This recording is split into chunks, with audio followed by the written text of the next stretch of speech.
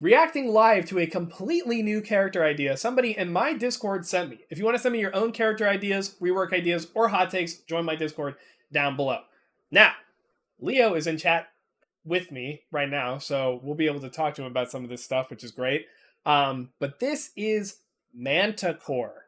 So let's go ahead. I'll read the beginning, and then we'll talk about everything else one by one. So Thomas Grant was a top British agent who volunteered to undergo some cybernetic enhancements after he lost his legs in a mission against Talon. These upgraded legs also came with a detachable cybernetic scorpion tail that can fire acid and gloves equipped with metal claws. Okay, that's sweet. So we have some melee, we have some closer range. Honestly, the tail is probably also still like melee mostly. So that's really cool. Let's see. Manticore works well as a team player assassin, applying dot effects and being a jack of all trades, master of none in terms of range. Okay. So like mid range or like maybe some close and far, but not really effective, like too effective at one at a time, I assume. His primary fire and quick melee work well together at close range, while his passive works well with his secondary fire and his ability 1 and 2 working to help him at all ranges. Okay, so a damage over time character is really interesting because if that's like part applying multiple dot effects, right? I think there are some potential problems that could creep up with that with just like effectiveness, because it's the very opposite of burst, right? It's like tickling as a character. So I have a feeling that stacking them is the idea if there really are multiple. So but we'll have to see. I'm just kind of spitballing. So health 250 regular. They're a DPS, obviously they're like an assassin character like that. Passive high ground. You can wall climb by holding space, and your attacks do slightly more damage if you are at a higher elevation than your opponent. Ooh, I like that. I think that's cool.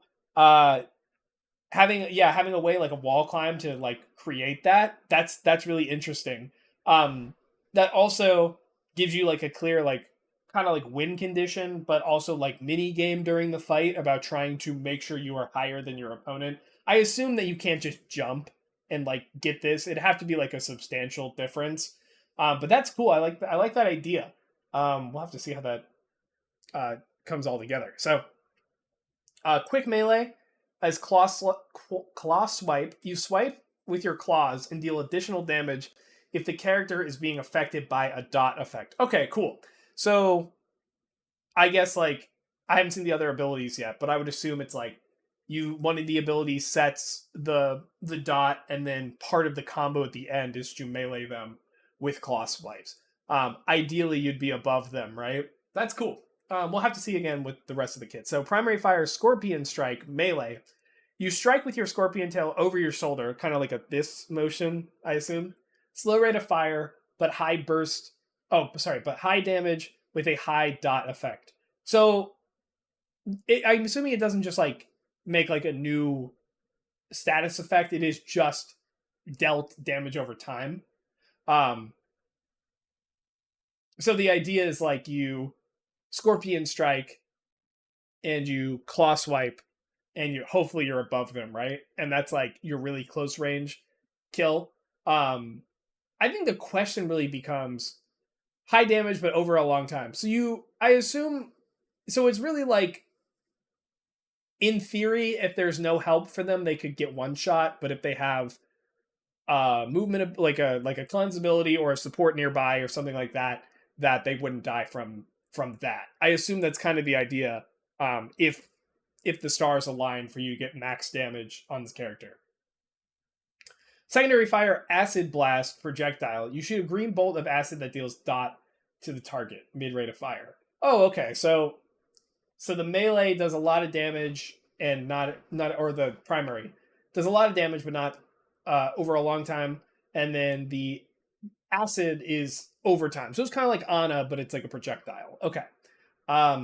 So you could do either the projectile or the melee to get the extra claw swipe damage. So that's interesting. You can kind of pick and choose depending on the distance. Ability 1, Cup of Tea.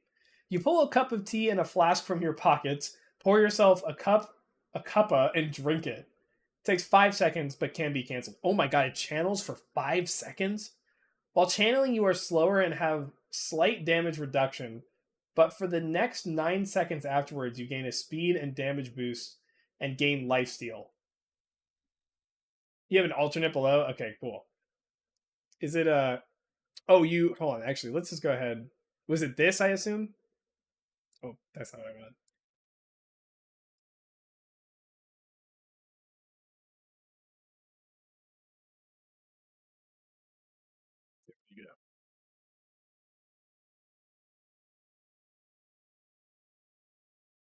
Well, let's talk about it first, and then we'll get to the ultimate. So, or the alternate rather. 20-second cooldown. 10 seconds of cancel. Cooldown starts once the effect stops. To specify, this is not to be used in the middle of the fight. It's used just before one. And I wanted to have a cup of tea because British. It was that or bowl. Oh my god, bowl of water. Though it has been pointed out that this may not fit in with this kit, I have created a new ability, infection, that can be seen below. Okay, so yeah, I think this is pretty like this is kind of problematic to me because it's like what is stopping him from setting up and like doing this, and now you've got this like 9 second raid boss. um like I don't like the idea of an ability that just literally can't be used in the middle of combat.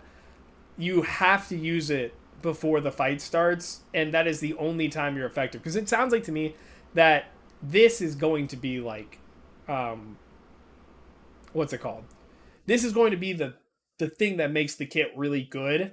But that's really frustrating because it's like you going into a fight, you know that anywhere this scorpion guy could be and have this max damage possible, and then once that's done, then he's just completely worthless. um or like very worthless, especially with a high speed leap in the direction you're facing. I see a lot of like really dire consequences, if that makes sense, of this character. I can see this being like a really frustrating. I think pure assassin characters are just not fun to play against. Um, like there are characters that can assassinate, but they have other things, and that's not where most of their power comes from. Um, and just like with the movement speed and the movement abilities, it doesn't seem like longer range overall. It seems like the ult's a little different, but longer range in the middle of like in regular team fights most of the time is going to be viable much at all. Um, so it really does sound like this character with this ability is just hyper assassin.